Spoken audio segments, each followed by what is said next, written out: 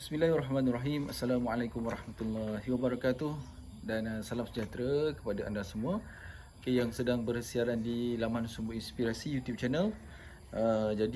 Tuan-tuan sekalian, di pagi Khamis yang indah ini juga ketika mana video ini dibuat atau dirakamkan, Semenanjung Malaysia terutamanya sedang menghadapi musibah, baru saja menghadapi musibah banjir. Jadi kita doakan agar semua mangsa-mangsa dan seluruh rakyat Malaysia, insya-Allah sama-sama kita doakan untuk insya-Allah semua mangsa-mangsa dikuatkan semangat dan diberikan bantuan kepada mana-mana persatuan ataupun mana-mana badan-badan yang layak untuk menerima duit bantuan untuk disalurkan kepada mangsa-mangsa, insya-Allah. Jadi semua kita semua sentiasa beringat-ingat, insya-Allah akan segala musibah dan sebagainya ada sebab kenapa Tuhan turunkan. Jadi insya-Allah pada kita sambung pada kita punya fokus untuk topik iaitu berkenaan tentang hati-hati berfikir positif. Mungkin apa yang saya cakapkan ini pernah dicakapkan ataupun tajuk ini lebih kurang, tapi suka saya ulang sebab perkara ini perkara yang kata apa, bagi saya penting lah. Sebab hari ni dunia moden hari ni, kita banyak, bila kita tengok mana buku motivasi dan sebagainya, banyak bercakap berkenaan tentang kita perlu mengontrol ataupun kita perlu mengendalikan kita punya fikiran. Kalau kita ada fikiran negatif ataupun ketakutan dan sebagainya, jadi kita perlu kontrol, kita perlu kendalikan ketakutan tersebut. Bukan salah, tapi jom kita dengar apa yang bakal kita nak kongsikan. Jadi tuan-tuan sekalian,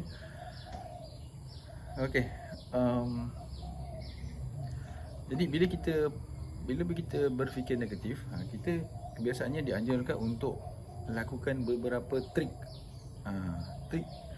mental ataupun cara berfikir positif untuk menghadapi fikiran negatif tersebut. Jadi itu menurut buku ini, itu akan berpotensi membawa kepada konflik batin. Sebab apa? Sebab tanpa kita sedar, bila kita buat sedemikian, energi apa pun yang ditekan atau tidak diakui akan balik menekan sebesar kekuatan kita menekannya. Itu menurut buku ni lah. Fikiran negatif berupa ketakutan dan kekhawatiran untuk beberapa saat sepertinya mungkin akan diatasi dengan mudah-mudah berfikir positif. Tapi menurut buku ini, itu sebenarnya tidak lenyap. Dia akan terpendam menurut buku ini dalam bawah sedar kita. Jadi ketika kita berfikir positif, ketika berfikiran positif itu lemah, positif tinggi itu lemah, maka perasaan negatif itu akan muncul kembali. Jadi orang yang salah dalam menerapkan metod seperti ini akan cenderung mudah diserang oleh penyakit mental lah. Seperti kalau kita tahu stres, depression, SDD, spiritual deficit disorder. Kerana dia terjadi, contohnya bila seseorang terobsesi untuk menjadi orang yang lebih baik tetapi disconnected, terputus hubungan dengan perasaannya yang sering ditekan. Jadi akan mudah mendapat masalah-masalah yang terapkan tadi lah, yang diberitahu tadi. Sementara keinginan untuk sukses mendorongnya untuk dia selalu berfikir positif, walaupun sebenarnya hati dia rasa tidak nyaman, tidak enak, tidak percaya diri dan sebagainya. Tapi fikiran dia nak fikir positif. Perasaan tersebut yang dalam tadi tu, perasaan hati dia tu yang tak nyaman dan sebagainya tu, bila dia tidak diendahkan, dan tapi bila kita terus menerus berusaha untuk berfikir positif, tentu saja yang bakal diperoleh adalah stres, kerana merasa sudah berusaha berfikir positif tetapi sukses tak kunjung tiba. Jadi kalau akhirnya contohlah apa yang nak dicapai itu akhirnya dapat juga, tetapi dia tidak boleh menikmati proses kehidupannya dengan tenang. Hidupnya jadi tak seimbang. Kerana sebagai contoh, ada pengusaha atau peniaga yang hidupnya melimpah ruah tetapi ada cubaan untuk bunuh diri. Ataupun ada artis yang sudah sangat popular tapi buat tak senonoh terhadap orang lain. Ataupun macam-macam lagi, pejabat ada perusahaan yang bagus-bagus dan sebagainya, tapi masih lagi lakukan korupsi. Jadi dengan konsep berfikir positif semata-mata yang selama ini kita faham, seseorang yang ingin kaya harus menanamkan dalam fikirannya bahawa dia harus memperbesarkan keinginan untuk kaya, tanpa dia sedar ada jurang yang telah dia makin besarkan, iaitu antara fikiran ingin kaya dan juga perasaan yang miskin yang semakin melebar. Jadi konsep ini akan mengabaikan pentingnya memperhatikan perasaan kita pada saat kita berfikir. Jadi itulah kita akan sambung lagi berkenaan tentang ini. Okey, kita akan bercakap berkenaan tentang kita tengok komputer ada software, ada hardware.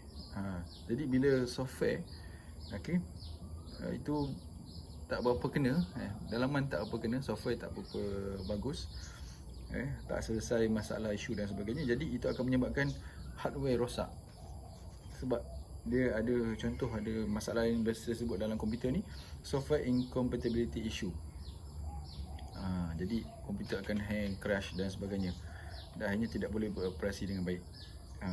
Begitu juga dalam hal berfikir positif ni. Ketidakcocokan disebabkan ada dua perkara yang berlawanan, dua jenis fikiran yang saling bertentangan dan dipaksa untuk dijalankan.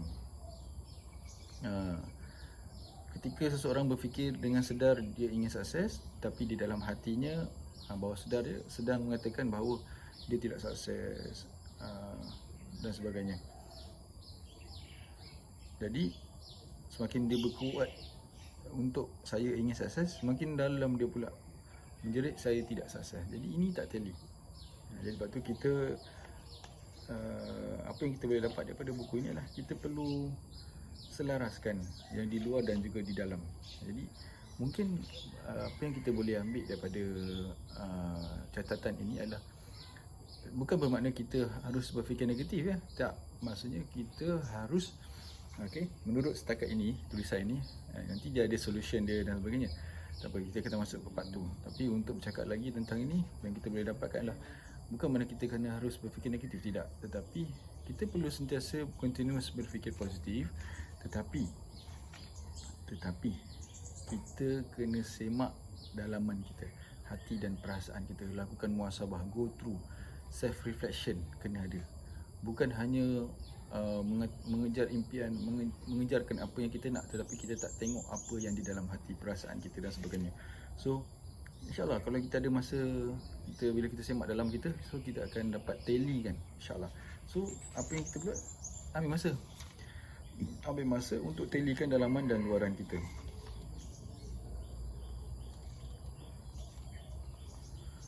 Jadi apa yang kita boleh dapat juga bahawa sebenarnya fikiran negatif itu datang daripada perasaan negatif juga. So kalau kita jaga perasaan kita positif, insyaAllah yang terzahir juga perasaan yang positif.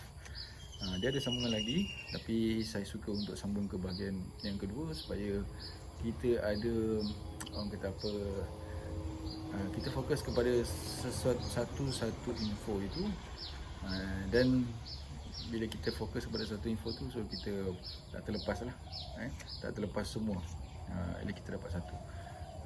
Jadi saya harap anda semua dapat something untuk video kali ini. Kita akan sambung ke bahagian lain nanti berkenaan tentang macam mana cara-cara dan mengapa kita kena berhati-hati dengan berfikiran positif.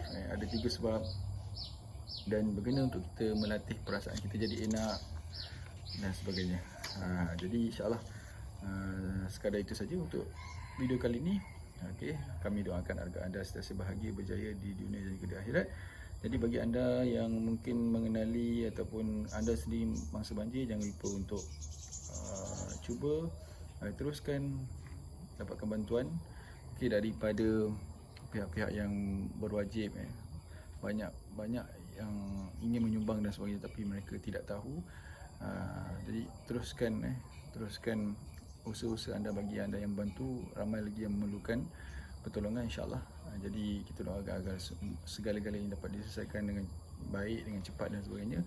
Kita jumpa lagi video akan datang. Assalamualaikum warahmatullahi wabarakatuh. Sila subscribe YouTube ini, iaitu Sumber Inspirasi. Jadi semoga anda sentiasa mendapat inspirasi insya-Allah dari hari ke hari, dari masa ke masa insya-Allah. Assalamualaikum warahmatullahi wabarakatuh.